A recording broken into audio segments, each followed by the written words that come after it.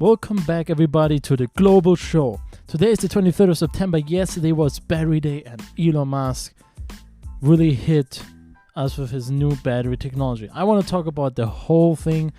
I'm trying to keep it below 10 minutes, just for you guys, so you have a really short intro to what Elon talked about.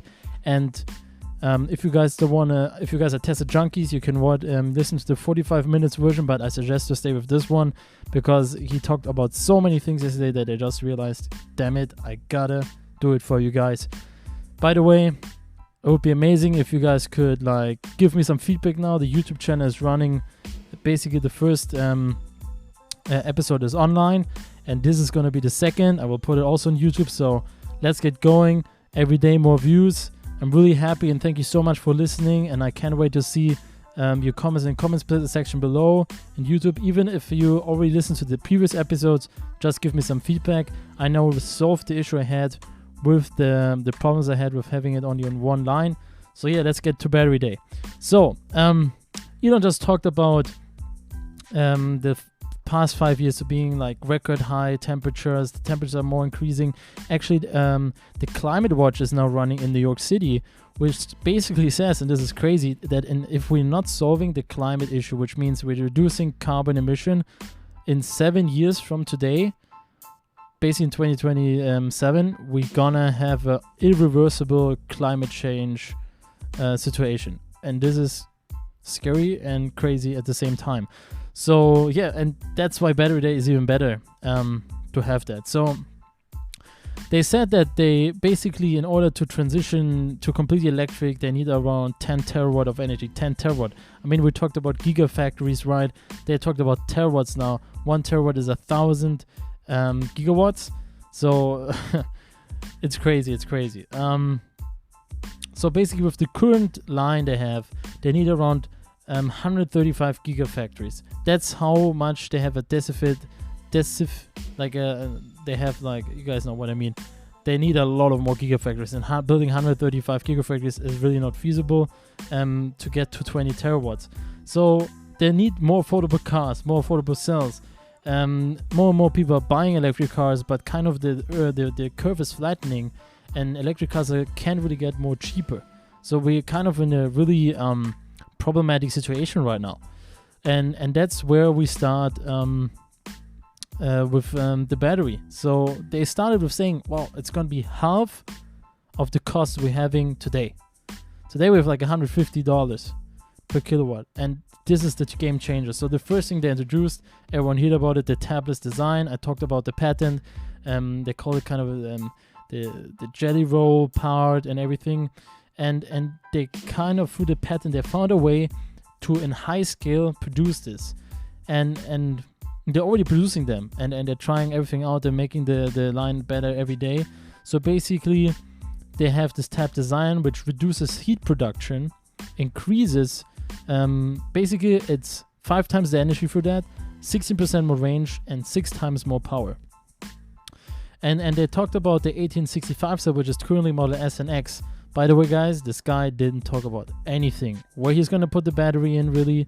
He didn't really talk about, he talked about it on Twitter, but he didn't really go into it. And yeah, he had a surprise in the end. Stay with me. I will talk in the end about what he unveiled in the end and what the news is about that, but he didn't really say in which cars these batteries go into. So then they transitioned to the 2170 cells, which are in Model Y and 3. And that was kind of a 50% increase. Keep in mind, why didn't they put these batteries in S and X yet? So, big question here. So yeah, the thermals are way more improved, and basically they try to cope with everything bigger battery cells are dealing with, because the new battery format is 4680, which is insane, guys. Okay, so let's talk about the next process, which is manufacturing. They talked about 3 parts: the electrode, the winding, and the assembly formation. And they used to have this wet process, and now they're using the dry process, which basically eliminates all the drying up process. It's a lot of space they're saving, and they can use for other things or build another line. They got this technology from Maxwell. They said that Maxwell had a great technology, but it wasn't really yet there, not really at the point where They could have said, now we can produce a lot of batteries. They're still improving the system. They are producing the batteries, but it still takes time. But they're still improving. And then they come to the assembly. So they took the assembly, the example from like the how to fill bottles, like Coca-Cola or something, right? And they want it to be the smoothest and fastest process ever. What does it mean? It means that basically they want to make sure that the processing of the batteries is like filling water bottles or Coke bottles. And this is crazy, guys. I was sitting in there, was kind of screaming. I was like, what's going on here? You know? And so basically they're saying right now that with one line, okay, I'm not talking about everything extra now, about one line of the assembly can produce 20 gigawatt hours of batteries, basically. One line. You have 5 lines, that's 100 gigawatt. It's crazy, guys. So I'm not sure where this is going to, but they will 100% work with other battery manufacturers, but I'm not sure if they can handle this all by themselves. Then they talk about the formation. What is the formation, guys? It's about when you produce the batteries, you need to charge and discharge them, test them, make sure they're working, give them their first charge, so on, so they're working well. They found a way to reduce the space they need, you know. First of all, they reduced the investment by 86% and the footprint by 75%, guys. This is crazy. I mean, imagine how fast and on how much space they can produce these batteries. So basically, they can get into a gigafactory. Actually, all these gigafactories are actually terafactories now. And we will gonna see, I'm sure they will implement this production process in Berlin, which would be crazy. And I will get to more things why. You know, there were some things with water pollution in Germany. People were complaining. I want to talk to you guys. So Tesla said till 2022 they want to get to 100 gigawatt hours, and till 2030 to 3 terawatts. Even though Elon said they might achieve it earlier, it's still, I think they need way more if they need 10 terawatts, you know. So then they talked about the anode, and they're actually using silicon. They have a specific glue which expands with the silicon, and apparently they can produce for $1.20 per kilowatt, which means it's way cheaper, and it gives a 20% improvement of the cell. And the cathode is going to be nickel and no cobalt. They're gonna have different battery compounds for different things. For the semi, they will use only nickel. But for example, for smaller cars, they will use more iron or nickel manganese. So really different methods, and then to vary in prices. I'm not sure where they're going to. I think we will know more about it next year, but let's see. So through this new production method of the cathode, they basically have new zero wastewater. And this is coming in with Berlin. And Elon Musk saying we're not going to pollute that much because it's zero wastewater. And then they want to get the lithium from Nevada. Actually mine it there. There's a lot of problems in Chile, if you guys don't know. With the lithium, local little, I'm not calling them families, but tribes. They don't get that much water because they're using the groundwater, and it's really a huge problem. So if they can use Nevada, and Elon said that apparently lithium is one of the elements which is on the earth a lot, like way more than oil, for example. And if through recycling we can get lithium back into the cycle, and they talked about that as well, is that first of all they're reducing 80% per transportation costs because they just need the raw materials. And they don't need the materials anymore already prepared. So they're really taking out a lot of processes. And then you have, they're going to build their own recycling program. And this is exciting. Imagine a Tesla coming in, they're recycling the battery that comes into a new car, which then lasts for another 20 years. I mean, guys, this is not like oil where you put in the car, it's in the air, and that's it. You know?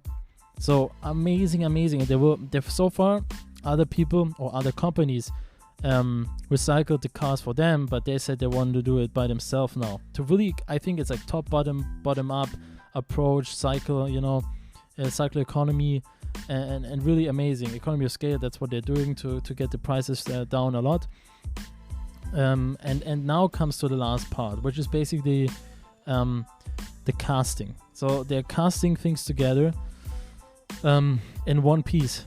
For the Model 3 and the Y, they had several pieces to cast the front and the rear. Now they want to do it in one cast, and basically combine these two, the front and the back together, and this is the car.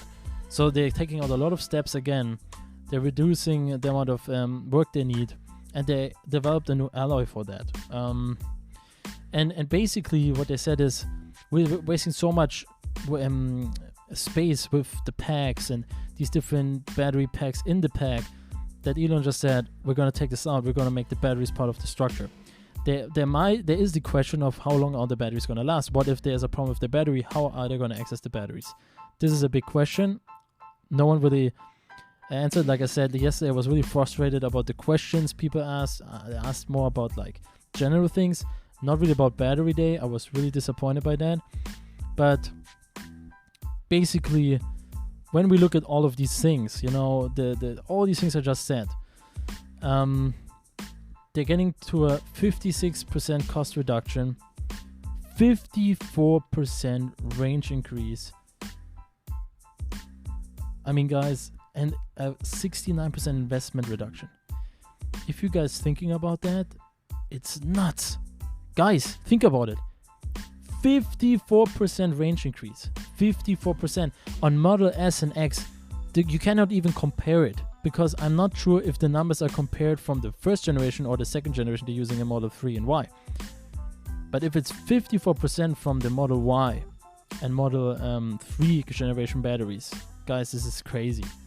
I mean, we're talking, and that's where we're getting to 600 miles here, guys. Really. So, Cybertruck, Semi, we know now where they're getting all these ranges from, and I'm sure they can get more range out of the Semi with these new batteries.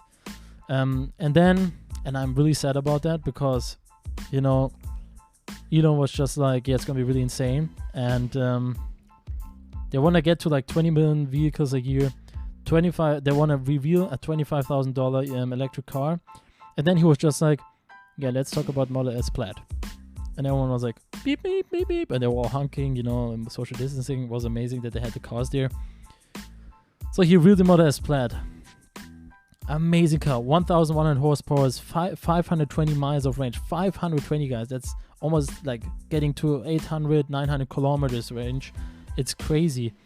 And the question is, which batteries are they going to use in the Model S? And I'm telling you guys, it's not going to be the new battery technology. I'm sure it will be the Model Y or Model 3 technology, but it could be the new battery technology as well, because they're saying 520 miles plus range, 1,100 horsepower, guys, below 9 second to quarter mile, 0 to 60, 1.9 seconds. This thing is going to be crazy. It's a tri-motor setup, and it's already available for pre-order in America. I don't know if it's on other websites, but it is already available. It's crazy, guys, and you have no idea how this could change the industry. One thing is for sure, Tesla is now one company. We need all of the companies on board, because Tesla cannot do that alone. So I really hope we have 7 years, guys. You know, even though we might have more, every year reducing the carbon footprint, we're having more years on the clock, you know. So let's do it. I thought about doing like a weekly sustainability show once a week to give like an update on several companies or anything like that. If you guys want that, please comment below this video. If you have any other suggestions to do a video about, if you want to be on a podcast with me and you want to talk about something about sustainability, anything like that, let me know. I want the people to be involved in this podcast. I think debating is the most important thing to make people think.